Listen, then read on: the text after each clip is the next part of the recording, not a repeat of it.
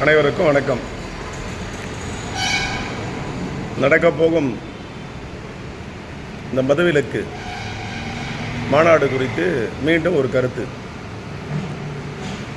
நண்பர் திருமாவளவன் அவர்களுக்கு நீங்கள் இன்னும் மக்களுக்கு ஒரு அறிவுரை கூறவில்லை.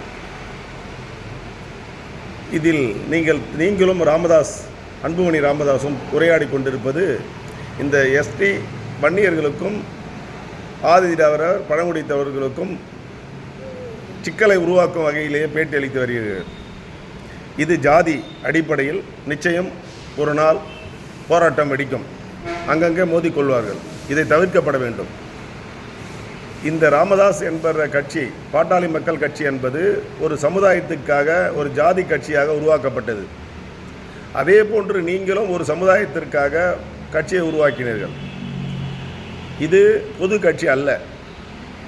நான் சொல்வதெல்லாம் நீங்கள் தலைவர்கள் கொடுக்கும் அறிவுரைகள், பேச்சுக்கள் மக்களை பாதிக்கக்கூடாது. எந்த வகையிலும் ஒவ்வொருவரை மோதிக்கொள்ளக்கூடாது, இனவெறி காட்டக்கூடாது என்பதுதான். மதவெறி காட்டக்கூடாது, ஜாதி வெறி காட்டக்கூடாது. பொதுமக்கள் அமைதியாக வாழ வேண்டும். அதுதான் என்னுடைய கருத்து. அது எனது வேண்டுகோளும் கூட. நான் ஆணையிடவில்லை, ஆணவத்தோடு பேசவில்லை. அறிவுபூர்வமாக சிந்தித்து சொல்கின்றேன். மாநாட்டுக்கு வருபவர்கள், அது எந்த கட்சியாக இருக்கட்டும், தமிழகத்திலே ஒரு மாநாடு நடத்தினால் மாநாட்டுக்கு வருகின்ற மக்கள் அனைவரும் தங்களுடைய செலவிலே நீங்களே பஸ் சார்ஜ், உணவு அனைத்தையும் பார்த்து கொள்ள வேண்டும். ஆனால் மாநாட்டுக்கு வர வேண்டும் என்ற அறிக்கையை விட்டுவிட்டு அங்கே பாருங்கள், எத்தனை மாநாட்டுக்கு உங்களுடைய பேச்சுக்களையும் உங்களுடைய ஆட்சி அமரக்கூடிய வைக்கக்கூடியவர்களும் ஆதரவு தெரிவிப்பவர்களும் எத்தனை பேர் வருவார்கள் என்று பார்த்து விடலாம். யாருக்கும் குவார்ட்டர் பாட்டில் பிரியாணி, தண்ணி பாட்டில், போக்குவரத்திற்கு இவைகளை வழங்காமல் எந்த கட்சியாக இருக்கட்டும் நீங்கள் நடத்தி பாருங்கள். அங்கே மக்கள் கூடுகிறாரா என்று இருக்காது, வாய்ப்பே இல்லை. எனவே இந்த மதுவிலக்கு போராட்டத்திலும் மது வழங்கப்படும், மது அருந்துவார்கள், விபத்துக்கள் ஏற்படும், சண்டை சச்சரவுகள் ஏற்படும். இவைகள் அனைத்தும் நிச்சயம் நடக்கும். மது ஒழிப்பது என்பது அன்றும் சொல்கின்றேன், இன்றும் சொல்கின்றேன், என்றும் சொல்வேன். இன்னும் 1000 ஆண்டுகள் ஆனாலும் இந்த மதுவை ஒழிக்க முடியாது. இது தமிழக தொன்று தொட்டு வரும் பழக்கமாகும். எனவே தயவு கூர்ந்து நீங்கள் விடும் அறிக்கையை, அதாவது ராமதாஸ் அன்புமணிக்கும் உங்களுக்குமான வாக்குவாதங்கள் எதிர்க்கட்சிகள் அனைவரையும் ஒன்று சேர்த்து இதை நடத்தப்பட வேண்டும் என்று தோன்றியதே தவறுதான். ஏனென்றால் அனைத்து மக்களும் திருந்தும் வகையிலே யார் மருந்து அருந்தக்கூடாது என்று முடிவெடுக்கிறார்களோ அவர்களை மட்டும் நீங்கள் நிச்சயம் மாநாட்டுக்கு அறைகள் பார்க்கலாம். எத்தனை நபர்கள் வந்து கையை தூக்குகிறார்கள் என்பதை பார்ப்போம்.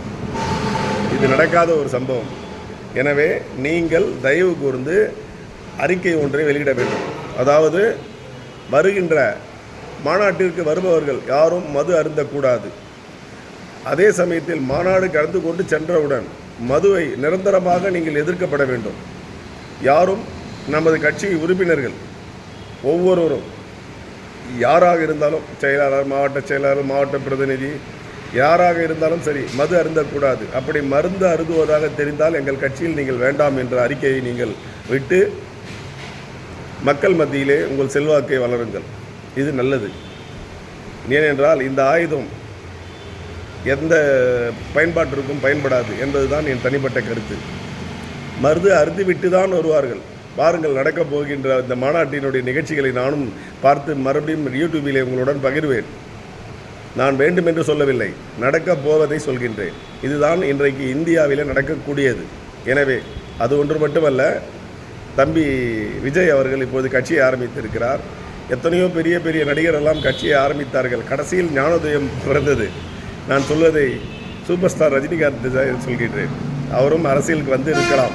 ஆனால் அவருக்கு நிச்சயம் ஏதோ ஒரு தெய்வீக போதனை வந்துவிட்டதனால் அவர் அந்த அரசியலிருந்து விலக்கிவிட்டார். அரசியல் ஒரு இருட்டறை, சட்டம் ஒரு இருட்டறை என்றால் சட்டம் இருட்டறை அல்ல. சட்டம் தன் கடமையை செய்தால் அரசு ஒரு இருட்டறை ஆகிவிடும். அதுதான் சட்டம் ஒரு இருட்டறை என்றார் பேரறிஞர் அண்ணா அவர்கள். எனவே நான் சொல்வதெல்லாம், விஜய் தம்பி அவர்கள் கட்சி தோங்குவது பெரியதல்ல. இதில் இருக்கும் விளைவுகள் மக்கள், எனக்கு ஒரு சிறு சந்தேகம், என்னவென்றால் ஒவ்வொரு கட்சியிலும் எத்தனை உறுப்பினர்கள் இருக்கிறார்கள், தமிழகத்தின் மக்கள் தொகை எவ்வளவு, அனைத்து இந்திய அண்ணா திராவிடம், திராவிட முன்னேற்றம், காங்கிரஸ், பாமக, விசிக, தமிழக முன்னேற்றம், நாம் தமிழர் கட்சி, இப்போது வெற்றி தமிழகம், இப்படி ஒரு கட்சியிலும் எத்தனை உறுப்பினர்கள் இருக்கிறார்கள், எத்தனை லட்சம் இருக்கிறார்கள், அதையெல்லாம் கூட்டி தமிழக மக்கள் தொகை எவ்வளவு என்பதை எனக்கு தெரிய வேண்டும்.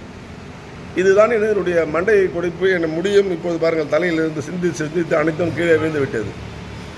ஒரு கட்சியிலே 50 லட்சம் பேர், 2 கோடி பேர் இருக்கிறார்கள் என்றால் ஒரு கட்சியில் தமிழகத்தினுடைய மக்கள் தொகையை கணக்கெடுங்கள். அதே சமயம் 10 கட்சிகளில் 30 கோடி மக்கள், 20 கோடி மக்கள், 5 கோடி மக்கள் இருக்கிறார்கள். அப்போ தமிழகத்தின் மக்கள் தொகை தான் எவ்வளவு?